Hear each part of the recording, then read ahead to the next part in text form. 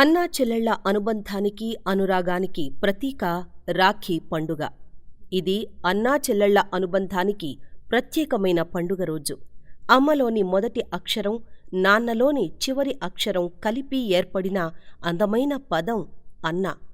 అమ్మలోని అనురాగాన్ని, నాన్నలోని అభిమానానికి నిలువెత్తు ప్రేమైక రూపం అన్న.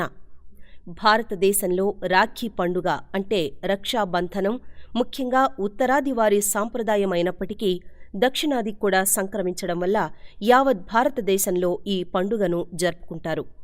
అక్కా చెల్లెళ్ళు రాఖీ కట్టిన సందర్భంగా సోదరులు వారికి బహుమతులు ఇవ్వడంతో పాటు తమ తోబుట్టువుల బాధ్యతను తమ విధిగా భావించడం ఈ పండుగలోని ఆంతర్యం. అన్నదమ్ములు లేనివారు కూడా తాము సోదరులుగా భావించుకునే వ్యక్తులకు రాఖీని కట్టి ఈ పండుగను చేసుకుంటారు. అయితే ఈసారి ఆగస్టు 7వ తేదీన రాఖీ పండుగ వస్తోంది. అదే రోజున పౌర్ణమి కూడా ఉంది. కానీ ఆ రోజు ఉదయం 11 గంటల్లోపు రాఖీలు కట్టుకోవాలని పండితులు చెప్తున్నారు. ఎందుకో తెలుసా? ఆగస్టు 7న వస్తున్న రాఖీ పండుగ రోజే చంద్రగ్రహణం వస్తోందట. ఆ గ్రహణం రాత్రి 10:47 ప్రారంభమై రాత్రి 12:48 ముగుస్తుందట. కనుక ఆ రోజున మధ్యాహ్నం 1:47 భోజనం ముగించాలట.